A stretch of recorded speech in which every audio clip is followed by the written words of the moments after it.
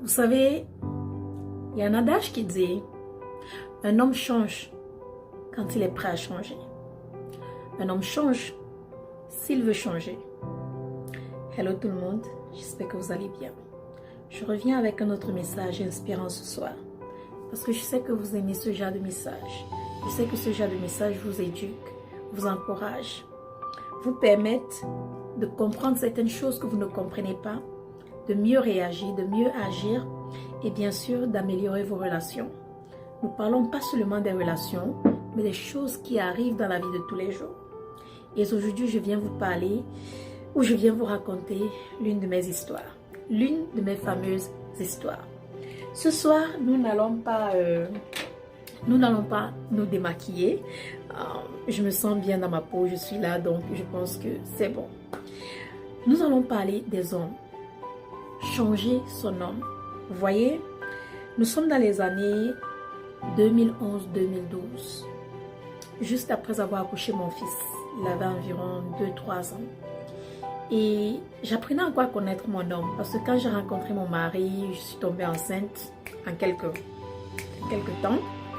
Donc, j'ai pas eu le temps de connaître le monsieur comme il fallait avant de me lancer dans la relation. Donc, j'ai commencé à apprendre à le connaître pendant que j'étais enceinte. Et je constatais des choses que j'aimais et des choses que je n'aimais pas. Et connaissant le genre de femme que je suis, très jeune que j'étais aussi, j'ai essayé de changer le monsieur. J'ai commencé à lui faire des remarques sur ce qu'il faisait de mal, ce qu'il faisait de bien, de tout ce qu'il ne faisait pas, de sa manière de s'habiller, sa manière de marcher, de parler, de manger. Je faisais les remarques de tout. Rappelez-vous, j'étais jeune mariée, jeune maman, et mon homme est plus âgé que moi, vous le savez. Lui, il a déjà vécu sa vie, il est responsable. Moi, je suis jeune et je ne comprends pas cela. Mais je suis là, je lui fais tous ces reproches, j'essaie de lui changer. J'essaie de lui dire non, il faut que tu fasses ci, il faut que tu t'habilles comme ça, il faut que tu manges comme ça, il faut que tu fasses ci, il faut que tu fasses ça. Mais le plus je me plaignais, le plus je trouvais des défauts, le plus je reprochais mon homme pour des choses qu'il faisait et qu'il ne faisait pas, le plus mon homme s'éloignait de moi. Le plus mon homme s'éloignait de moi. Et je ne le savais même pas. Nous avons eu tellement de problèmes dans les premières 5 années de notre mariage. Il y avait trop de problèmes. Les chamailles, malententes, manque de communication, essayer de changer un homme. Et si vous le savez, comme je l'ai dit, il y a un adage qui dit on ne peut pas changer un homme. Tu ne peux pas changer un homme. Un homme change s'il veut changer. Un homme change s'il veut changer. J'étais déjà tellement fatiguée de parler qu'un jour, j'ai sorti et je lui ai dit, je pense que c'est à cause de tes sales habitudes, c'est à cause de ta manière d'être qu'on va finir par divorcer un jour. Je pense que c'est à cause de ça que je vais te laisser un jour. N'oubliez pas, j'étais encore jeune. J'essayais de changer mon homme. Sans m'en rendre compte, j'ai dit des paroles blessantes. J'ai dit des paroles qui l'ont fait mal. Parce que j'essayais de lui rendre, c'est-à-dire de lui former, j'essayais de lui transformer en quelqu'un qui n'est pas. Et ce qui n'est pas juste, ce qui n'est pas bon, ce qui n'est pas bien. Alors un jour, nous avons visité ma belle-mère.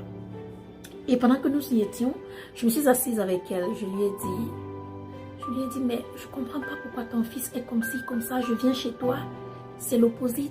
Tu es une femme vraiment propre, tu es une femme vraiment comme ci, comme ça. Mais ton fils, il n'est pas comme ça. Il refuse de faire ci, il refuse de faire ça, il refuse de faire tout ce que je dis, les changements que je demande. Il ne veut absolument rien faire. Ma belle-mère me dit, ma fille, tu sais, après 45 ans de mariage avec ton papa ici, ton beau-père, s'il y a une chose que j'ai compris, c'est qu'un homme change s'il veut changer, quand il veut changer et s'il est prêt à changer.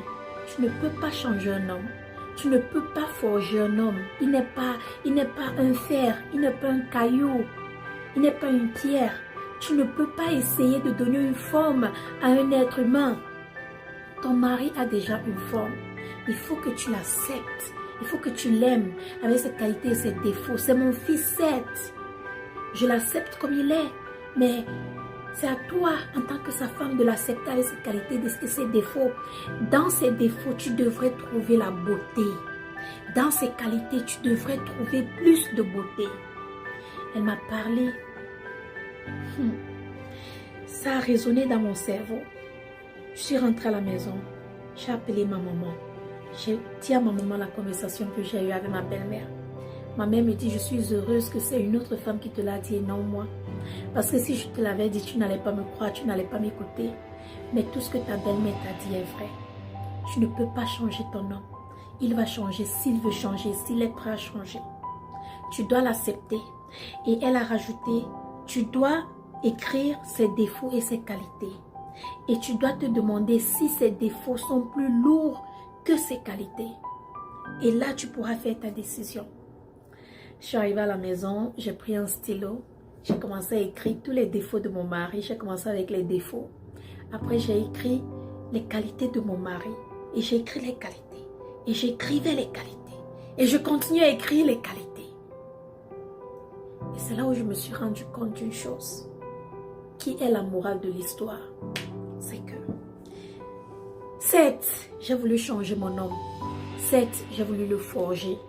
J'ai voulu qu'il soit un homme parfait, qu'il soit un homme qui fait les choses différemment, qu'il s'habille comme je veux, parle comme je veux, mange comme je veux, bouge comme je veux, fasse les choses comme je voulais qu'il les fasse. Mais je me suis rendu compte que Belle, dans une relation, c'est pas seulement toi, c'est vous deux. Et si lui aussi te demandait d'être ce qu'il voulait que tu sois, comment est-ce que tu allais te sentir? Tu ne peux pas changer ton homme, ma reine. Je l'ai appris et aujourd'hui je te l'apprends. Tu ne peux pas changer ton homme. Il y a des hommes qui ont des qualités et des défauts. Est-ce que les qualités de ton homme sont plus que ses défauts? Est-ce que ses défauts sont plus que ses qualités? Quand j'ai écrit les qualités de mon mari, je n'arrêtais pas d'écrire. Un homme calme, humble, qui ne m'insulte pas, ne m'engueule pas, ne me casse pas la tête, ne me demande rien, ne met pas la pression, ne m'empêche pas de faire les choses que je veux faire. Un papa qui est aussi merveilleux, qui travaille, qui se lève tous les matins, qui n'est pas paresseux. Ses qualités continuaient et continuaient et continuaient, mais je ne voyais pas ses qualités. Parce que tellement j'étais concentrée sur les défauts que je ne voyais pas ses qualités. Jusqu'à ce qu'on me réveille le cerveau. Jusqu'à ce que les grandes personnes me réveillent le cerveau et me disent, ma chérie, you have to weigh.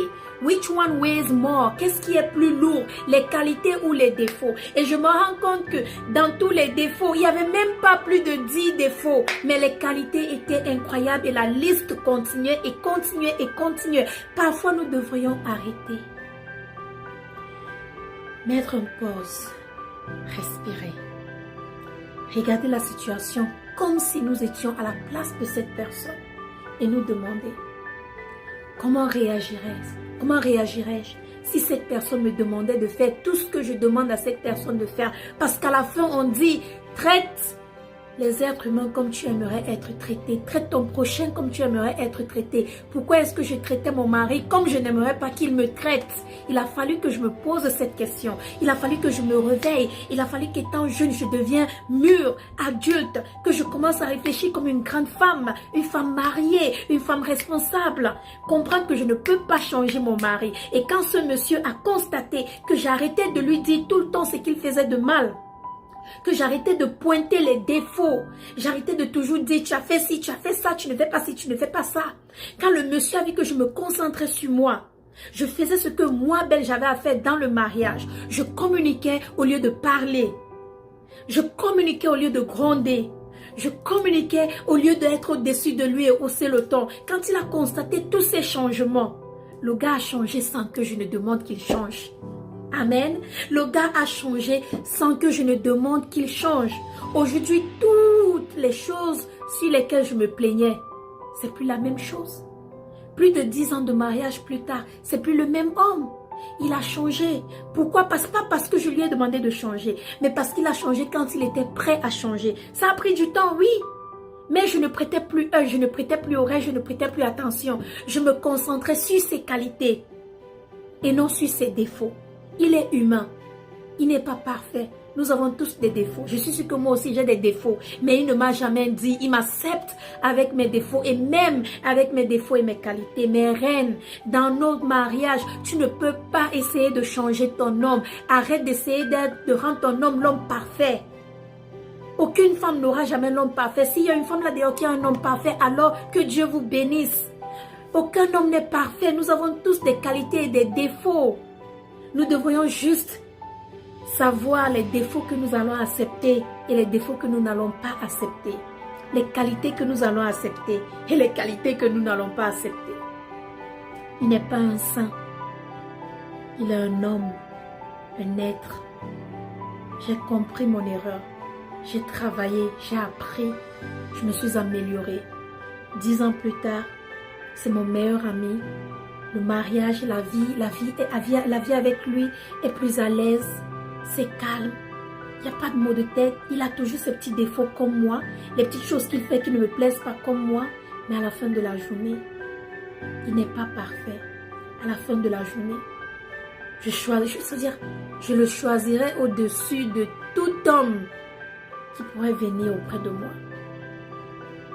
J'espère vraiment que cette vidéo va vous enseigner quelque chose, va vous ouvrir les yeux, va vous aider à comprendre quelque chose, va peut-être vous aider dans votre relation, va peut-être vous aider à mieux vous caser, mieux communiquer, mieux réfléchir avant d'agir, va vous aider. Merci d'avoir regardé et on se dit à la prochaine dans ma prochaine vidéo motivation. Je vous aime, que Dieu vous garde. Bisous, take care.